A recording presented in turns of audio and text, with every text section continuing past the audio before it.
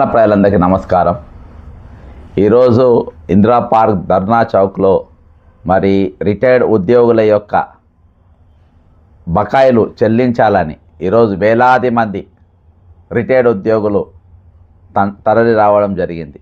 అంతేకాకుండా union leaders, ఆయా union leaders, pension సంబంధించిన అసోసియేషన్ వీళ్ళందరూ కూడా ఒక జేఏసీగా ఫామ్ అయ్యి మరి ఇచ్చిన పిలుపుకు మరి చాలామంది అనారోగ్యంతో ఉన్నప్పటికీ, జ్వరాలతో ఉన్నప్పటికీ, బీపీతోని, షుగర్లతోని ఎన్ని వ్యాధులు ఉన్నా వాళ్ళందరూ కూడా ఈరోజు వాళ్ళు రావడం జరిగింది.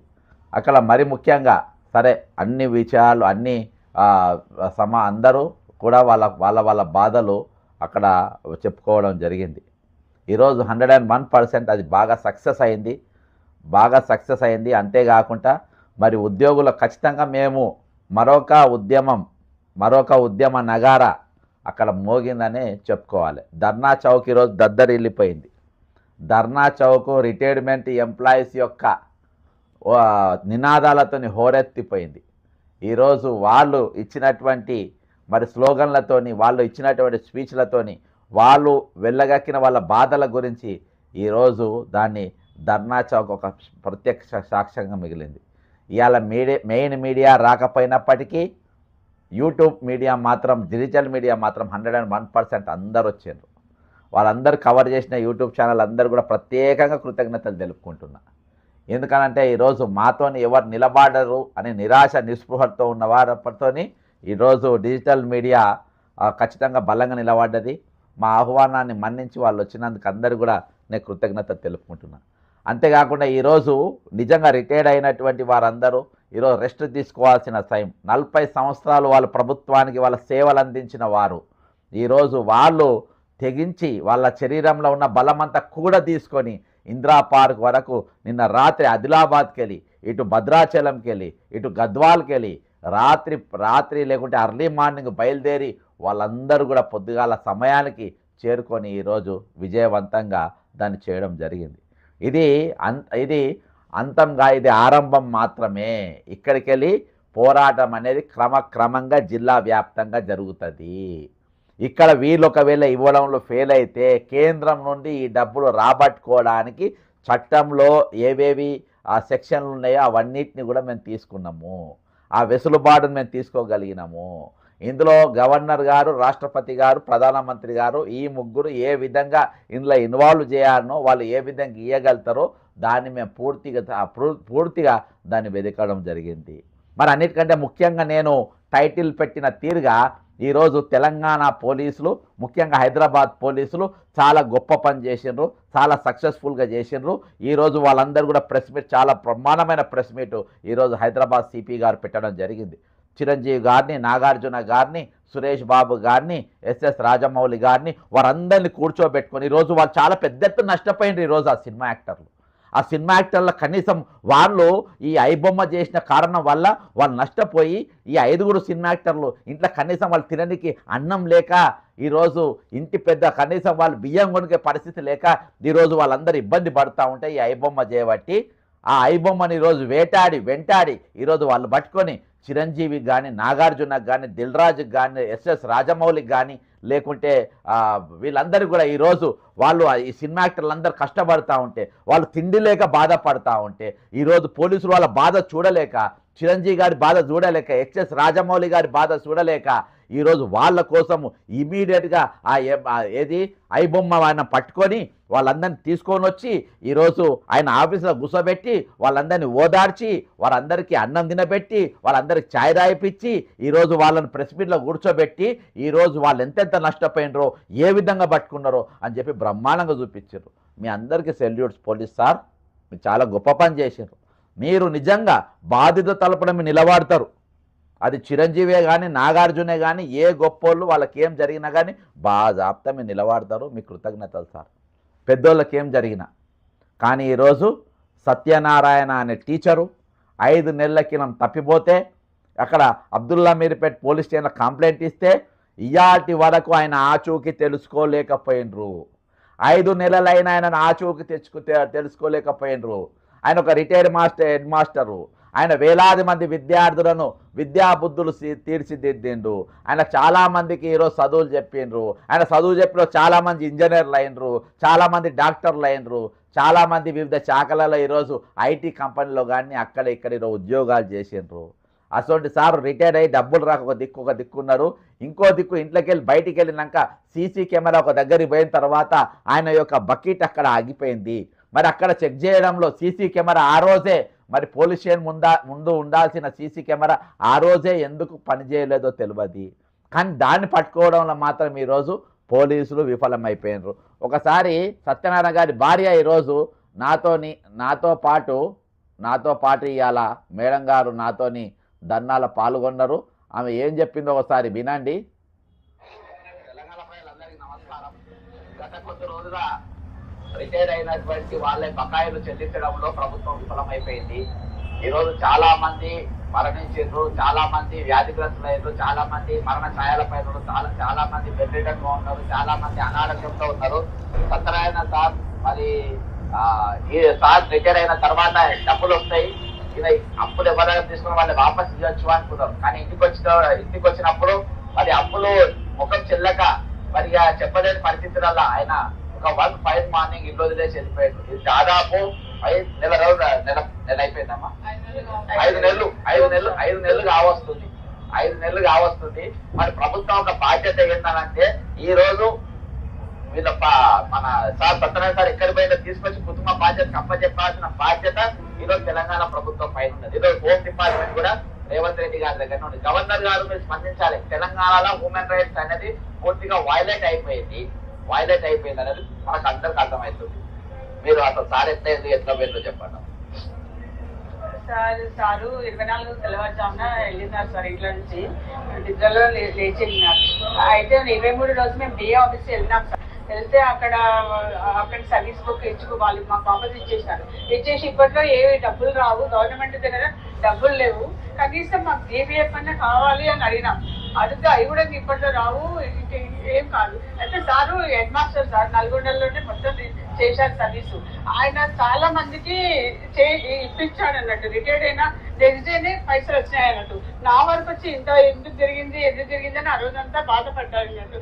అయితే ఎందుకు వస్తాయని మేము సమాధానం చెప్పినాం. నైట్ అంతా ఆలోచించి మేము వాకింగ్ లాగా నడుచుకుంటూ వెళ్ళిపోయింది. ఇంతవరకు ఏం కనిపించట్లేదు. మేము చేయని ప్రయత్నం అంటూ లేదు, అయితే తిరగని చోట లేదు. మేము అంత పిల్లలు అంత డిప్రెషన్ వచ్చినాం. వాళ్ళ నాన్న కూడా పెద్ద ఆయన చనిపోయినాడు. మా పాప చిన్న పాప మనవరాళ్ళు హాస్పిటల్లో పడ్డారు.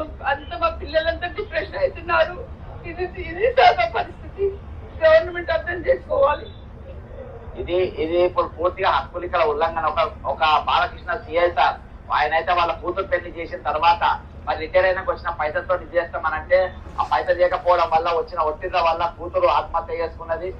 ఈరోజు నా ప్రశ్న ఏంటంటే, సరే ఆ డబ్బు వస్తుంది రాదు అది ఎట్లా తర్వాత, కానీ ఈయన 5 నెలలు తప్పిపోయి పోలీస్ స్టేషన్లో కంప్లైంట్ ఇచ్చిండ్రు. ఇవాళ దాకా ఆయన ఎందుకు పట్టుకోలేకపోతుంది పోలీసు అంటే, వాళ్ళు ఇలా కమిషనర్ గారు అంటారు మాకు సవాల్ ఇచ్చిండ్రు ఇలా పట్టుకున్నాం, మేము ఏడున్నారు ఆయన అని అడిగిండ్రు సజ్జనార్ గారు. చాలా గొప్ప పని చేసిండ్రు. మరి మేము కూడా సవాల్ ఇస్తారన్నా మీకు? సత్యనారాయణను ఈరోజు ఆయన దాటిపోతే ఇవాళ దాకా ఎందుకు రీజన్ అయిండు, సత్యనారాయణ ఏమైపోయిండు, ఇది తెలంగాణ పోలీసుకు చేతనైతే లేదా అని చెప్పి సవాల్ చేయాలన్నా మీకు? సవాల్ చేస్తేనే మీరు పట్టుకుంటారా? ఈరోజు బాధితులు చాలా గొప్పోళ్ళు అయి ఉండాలనా? ఈరోజు చిరంజీవి నాగార్జున ఆ లెవెల్లో ఉంటేనేనా? ఇక్కడ చట్టాలనేది 2 రకాలుగా నడుస్తాయి తెలంగాణలో.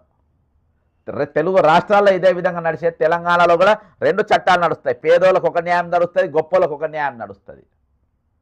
ఈ పేదోళ్ళకి ఈరోజు రెడ్ కార్పెట్ అని చెప్పేసి కూర్చోబెట్టి స్వాగతం పలికి మరి వాళ్ళతో కూర్చోబెట్టుకుంటారు. పేదోళ్ళని మాత్రం ఈరోజు వాళ్ళ సమస్య కూడా ఈయన పరిష్కారం చేసే పరిస్థితి కూడా ఉండదు. ఆడ సర్కిల్ ఇన్స్పెక్టర్ ఇవాళ స్పందన లేదు. కనీసం డాగ్ స్క్వాడ్ను తీసుకుపోయి అది ఆయన ఎక్కడెక్కడి పోయినా లేనివాడే ప్రయత్నం చేయలేదు. వెంటనే 24 అవర్స్లో ఆయన వెళ్ళిపోయినాను కంప్లైంట్ ఇచ్చిన తర్వాత 24 అవర్స్లో అబ్దుల్లా మీర్పేట్ పోలీసులు ఏం యాక్షన్ తీసుకున్నారు? ఈరోజు ఒక ప్రాణానికి విలువ లేదా? ఇవాళ ఎవరింత కానిస్టేబుల్ వచ్చారు మా దగ్గర చెప్పుకున్నారు. సర్దార్జీ ఒక కానిస్టేబుల్, కరీంనగర్ కానిస్టేబుల్ అంట.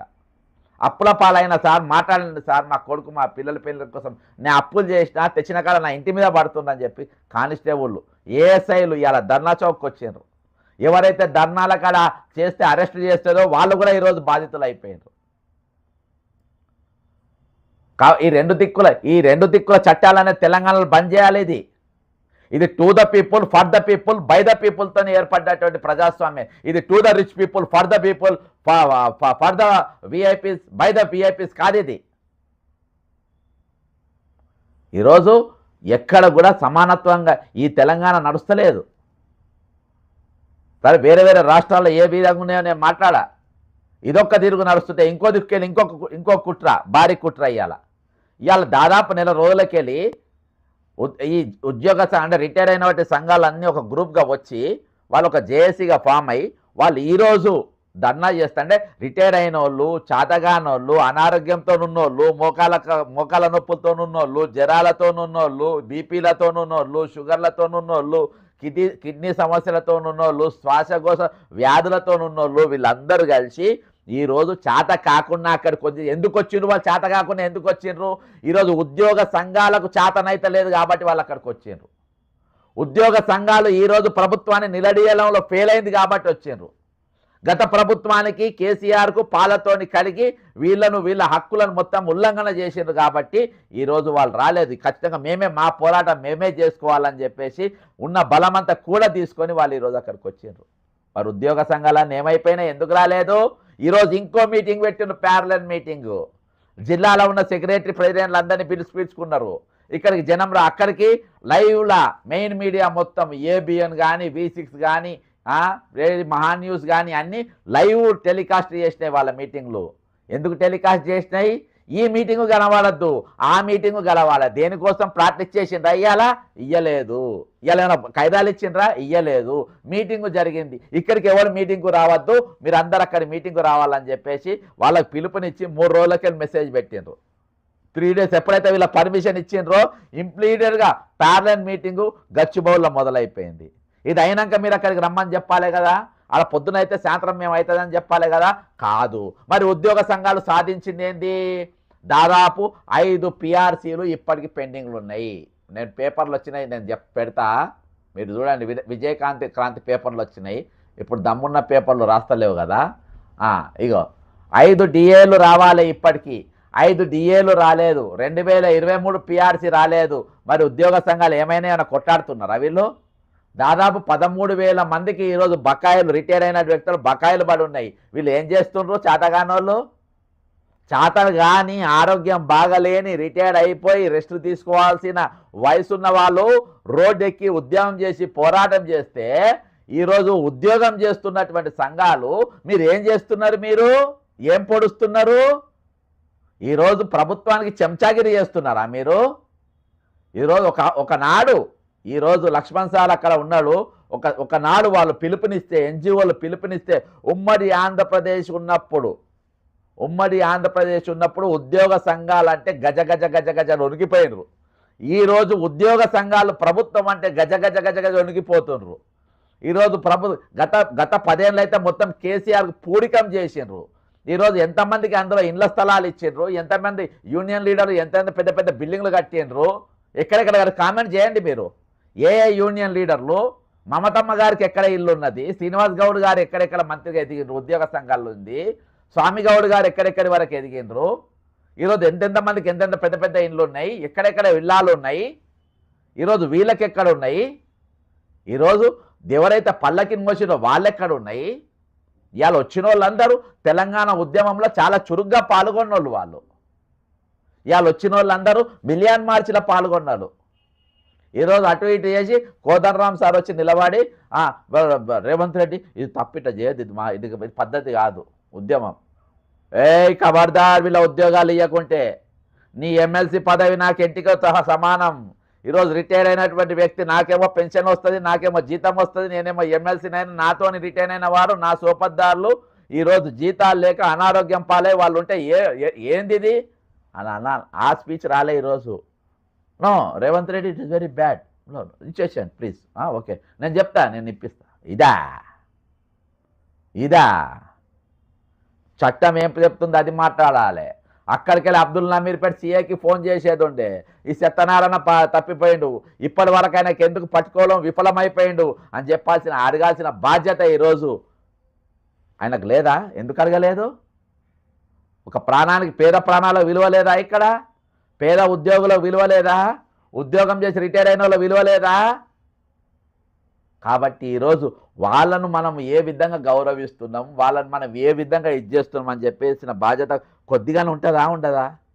మీరు అనుకుంటున్న వీళ్ళ తరపున ఎవరు అడుగుతాడు? మీరు ఎన్ని ధర్నా మేము బరాబర్ నీకు కాదు, కేసీఆర్తోనే కొట్టాలి ఉన్నాం ఈరోజు. అర్థమైందా? కేసీఆర్తోనే కొట్టాలి. నువ్వు పెద్ద లెక్కనా మాకు? మీరు పెద్ద లెక్కలా మాకు?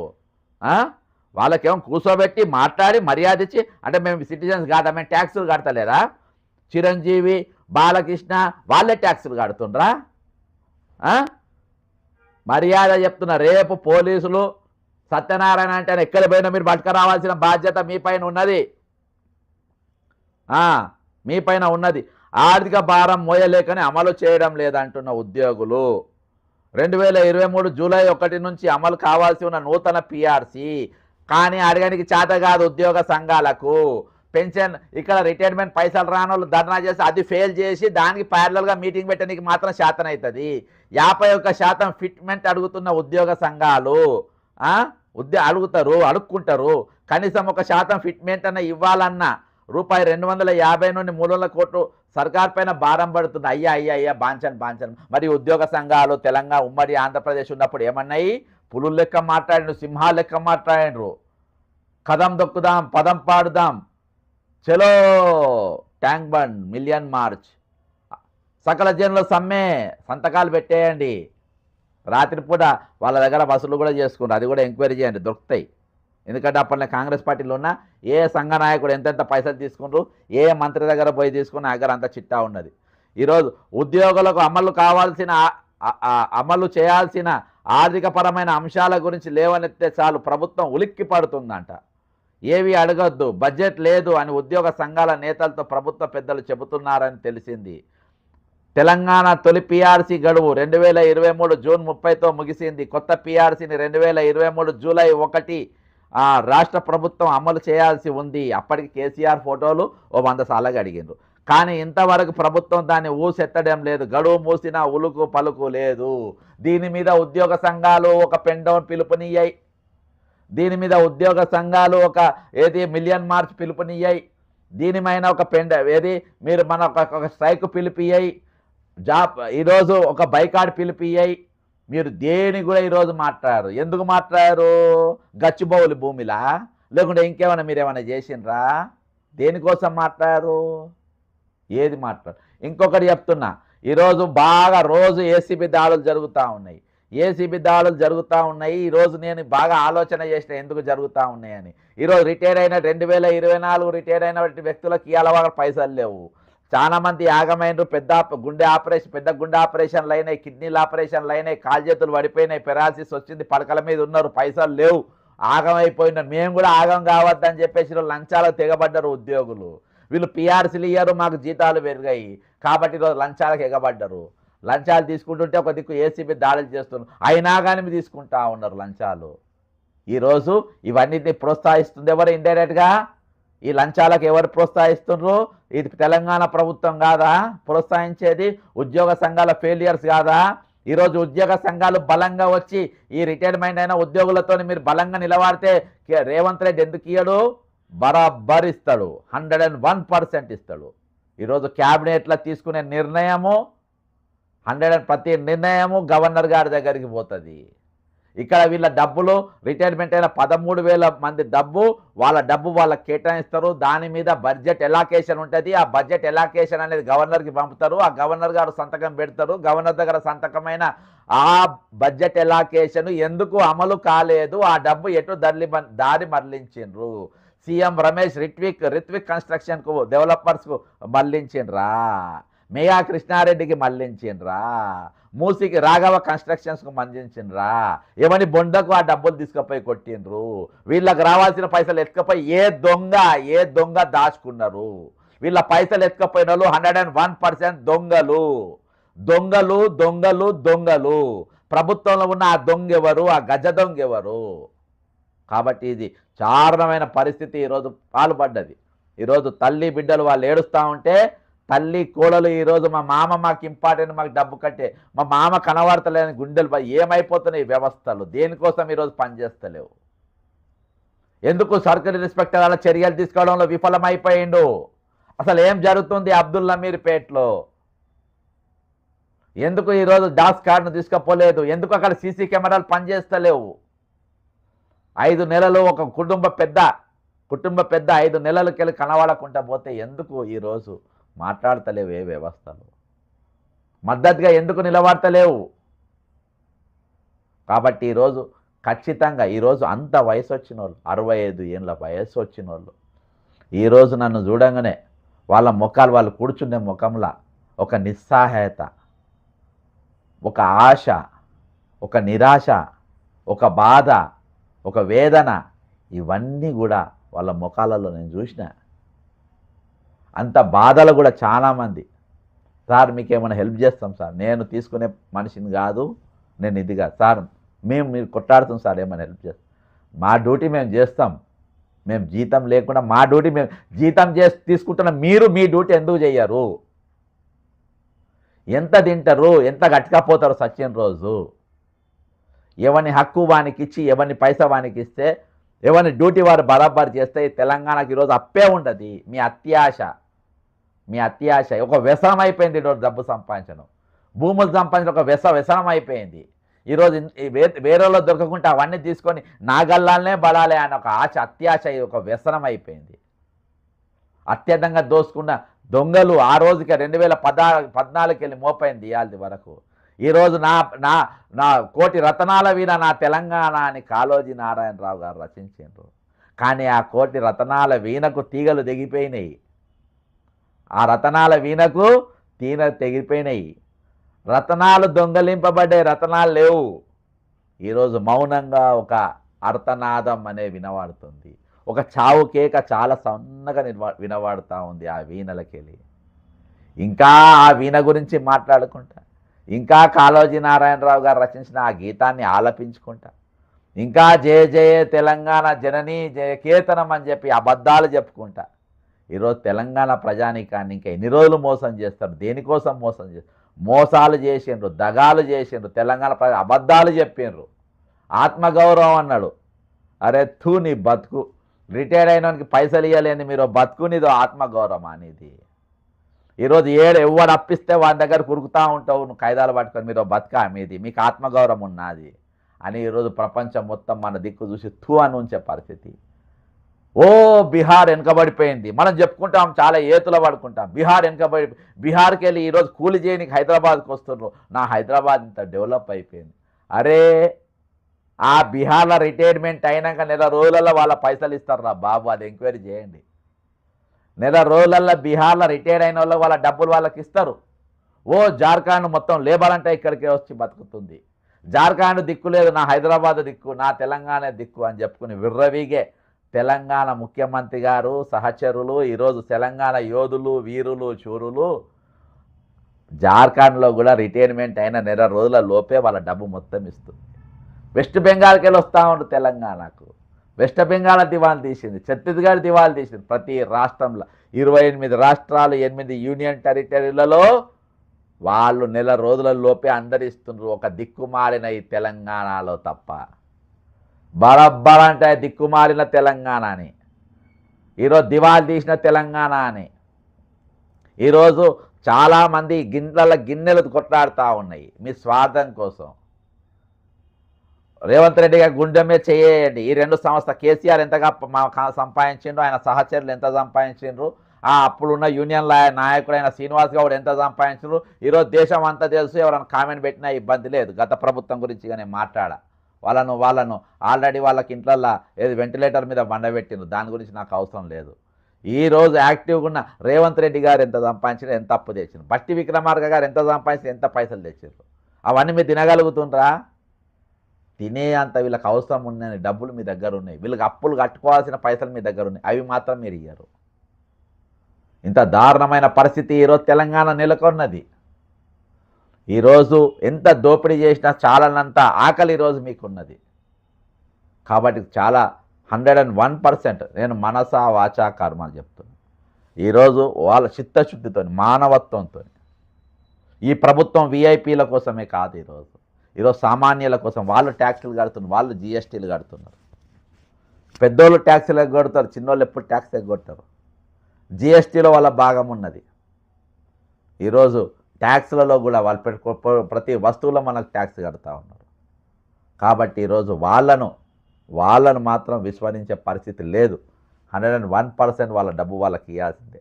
ఈ ఉద్యమం ఉవ్వెత్తున లేవకముందే తెలంగాణలో ఈ విధంగా ఆట ఆడుకుంటున్నారని చెప్పి ఇంకా దీన్ని మొత్తం జనానందరూ తెలియకముందే ప్రభుత్వం మొండి వైఖరి పక్కన పెట్టి, మొద్దు నిద్ర పక్కన పెట్టి, చెవిటేళ్ళ లెక్క యాక్టింగ్ చేసుకుంటా, చూడలేకపోతున్నామని యాక్టింగ్ చేసుకుంటా, ఈరోజు మోసాలు చేయకుండా ఈరోజు 101% వాళ్ళ పైసలు వాళ్ళకు మర్యాదగా ఇచ్చేయండి.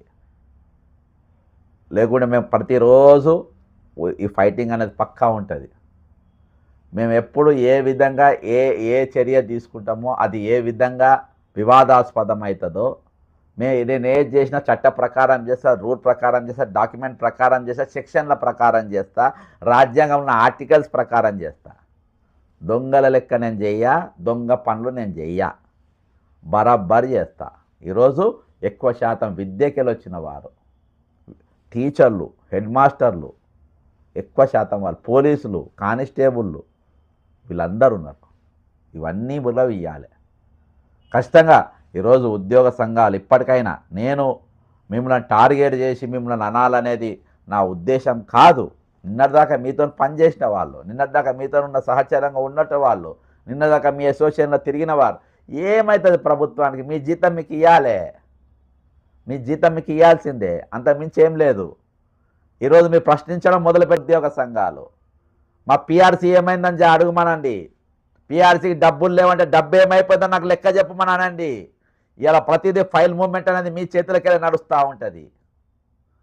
ఈరోజు నేను చెప్తున్నా, డిఆర్డిఏ పంచాయతీరాజ్లో ఉన్న వాళ్ళు కామెంట్ పెట్టండి. సందీప్ కుమార్ సుల్తానియా బిడ్డ పెళ్లికి ఎవరెవరు ఐస్ క్రీమ్ ఇచ్చిందో పెట్టండి, పెరిగేవారు సప్లై చేసిందో పెట్టండి, వాళ్ళ బతికేందో పెట్టండి. ఈరోజు ఫైనాన్స్ సెక్రటరీగా ఉన్న సందీప్ కుమార్ సుల్తానియా అనేటువంటి పరిస్థితి ఏందో చెప్పండి. వాళ్ళు అడక తింటారు, మీరు అట్లా కాదు కదా. మీరు కష్టపడతారు, ప్రతి ఫైల్ ప్రతి ఒక్కరిని జాతకం, ప్రతి ఒక్కరిని బతుకు మీకు తెలుసు. ఏ ఐఏఎస్ ఆఫీసర్ ఎవడెవడు ఏమేమి చేస్తారో.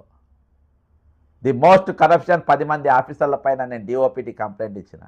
బీజేపీ ప్రభుత్వం వాళ్ళ ఇంటికి కూడా పీకలేదు, రేవంత్ రెడ్డి సర్కార్ అంతకంటే పీకలేదు.